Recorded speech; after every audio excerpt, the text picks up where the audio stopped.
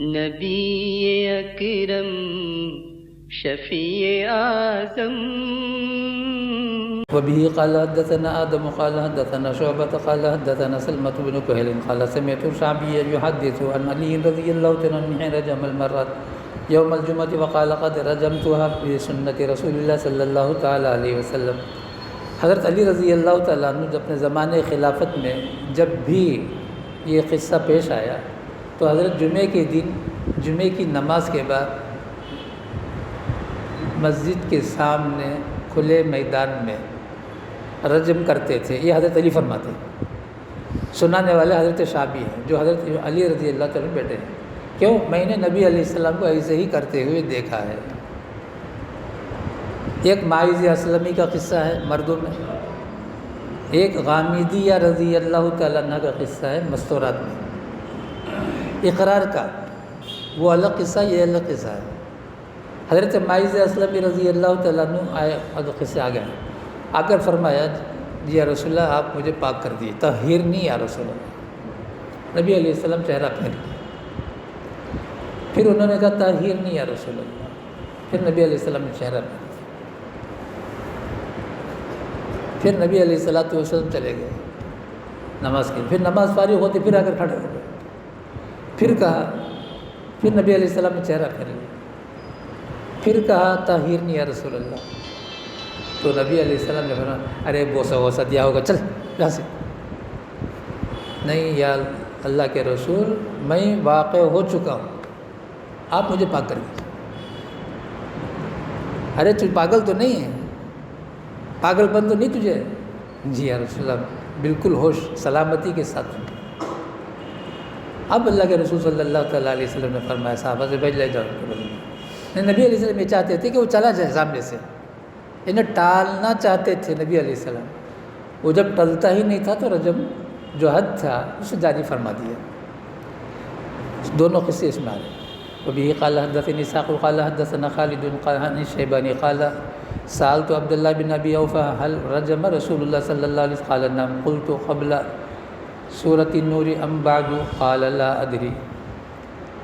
حضرت عبداللہ بن ابی اوفیٰ رضی اللہ تعالیٰ عنہ سے میں نے پوچھا، حضرت شیبانی فرماتے ہیں کیا نبی علیہ السلام نے سنگساری کی ہے؟ تو انہوں نے فرمایا بالکل کی ہے. آگے ایک سوال کیا سورہ نور کے نازل ہونے سے پہلے یا سورہ نور کے نازل ہونے کے بعد؟ تو حضرت عبداللہ بن ابی فرمایا ابی اوفیٰ نے وہ مجھے ذہن میں نہیں ہے آیت کے نازل ہونے سے. کیوں؟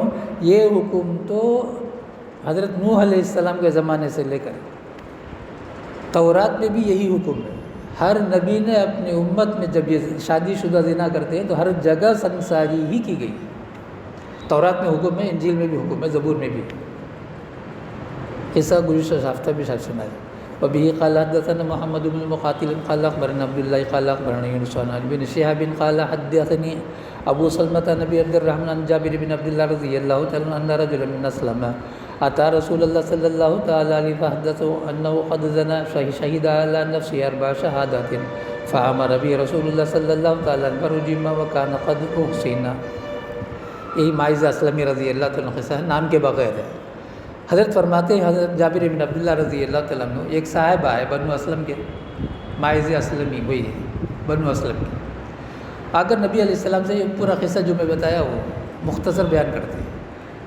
تو انہوں نے اپنے آپ پر اپنے خلاف 4 مرتبہ گواہی پیش کیا، یعنی میں نے زنا کیا، میں نے زنا کیا، میں نے زنا کیا، اس طرح سے شہادت کے ساتھ. تو فامر ابھی رسول اللہ صلی اللہ علیہ وسلم فرجم، نبی علیہ السلام نے ان کو رجم کا حکم دیا، سنگساری کا، تو رجم کیا گیا. وہ شادی شدہ تھے، اسی کو بتایا. اب ایک آدمی پاگل ہے یا ایک آدمی نابالغ ہے، اس نے اگر زنا کر لیا ہے تو اس پر حد جاری نہیں کی جائے. حکومت کا بھی یہی قانون.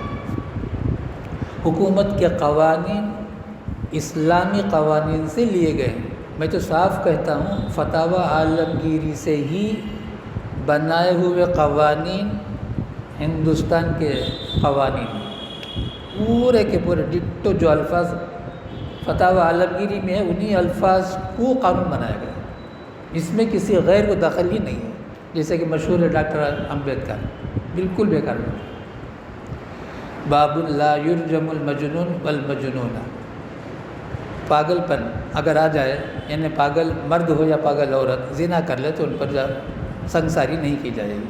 وقال علی رضی اللہ تعالیٰ لعمر اما علمت ان القلم رفع عن المجنون حتى يفيق وعن الصبي حتى يدرك عن النائم حتى يستيقظ۔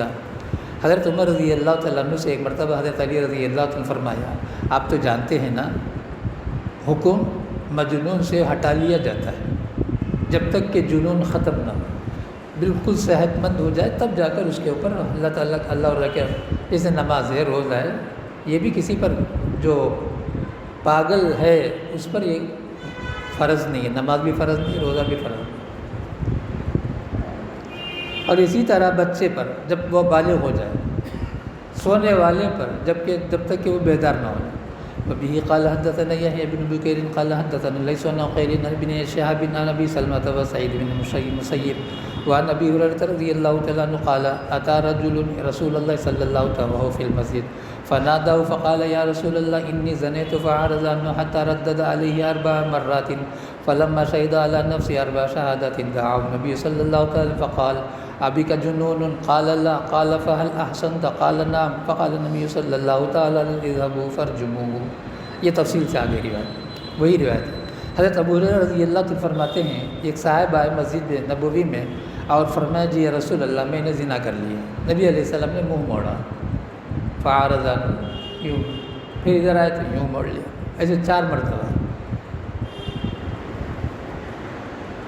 فلما شہید علی نفس 4 شہادت، جو 4 مرتبہ اس نے اپنے پر گواہی دی اپنے خلاف، دعاؤ نبی صلی اللہ علیہ وسلم فقال، اب پوچھا پاگل تو نہیں ہو؟ جی بالکل نہیں، پاگل نہیں ہوں میں، صحت مند ہوں۔ قال اللہ فهل احسنت، کیا تم شادی شدہ ہو؟ بالکل شادی شدہ ہوں۔ فقال نبی صلی اللہ تعالیٰ اذهبوا به فرجموه۔ قال ابن شهاب فاخبرني من سمع جابر بن عبد الله قال فكنت في من رجمه فرجمناه بالمصلى فلما اذلقته الحجاره هرب فادركنا بالحره فرجمناه۔ حضرت جابر بن عبداللہ رضی اللہ جیسے کہ اوپر حدیث گزر چکی ہے انہی کا ماجد اسلمی کا، اب نبی علیہ السلام نے فرمایا جب میدان میں ان کو پتھر میں سے مارو، ختم کرو۔ جب 2-4 پتھر لگا تو وہ بھاگنے لگے، جب بھاگنے لگے تو حضرت جابر بن عبداللہ فرماتے ہیں ہم بھی ان کے پیچھے پیچھے بھاگے، یہاں تک کہ ہررا نامی جگہ پر وہ رکے تو ہم نے وہاں پر ان کو پتھر سے مار مار کر جان لے لیا۔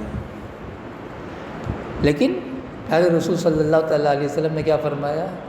انہوں نے ایسی توبہ کی ہے پورے حجاز والوں پر اس توبہ کو اگر پھیلا دیا جائے سب کی بخشش ہو جائے، وہی سے پکی اور سچی توبہ کی ہے نبی علیہ السلام نے فرمایا، ان کی توبہ پر گارنٹی نبی علیہ السلام نے دی۔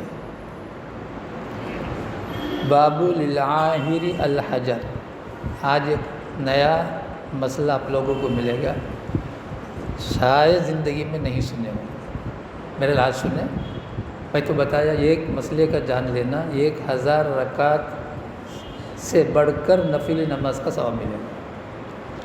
وبه قال حدثنا ابو الوليد قال حدثنا ليس بن شهاب عن عروة عن عائشة رضي الله تعالى عنها قالت اختصم سعد بن زمعة فقال النبي صلى الله تعالى عليه وسلم هو لك يا عبد بن زمعة الولد للفرار واحتجبي منه يا سوداء زاد لنا قتيبة بن الليث وللعاهر الحجر۔ 2 صحابہ میں آپس میں یہ اختلاف ہو گیا کہ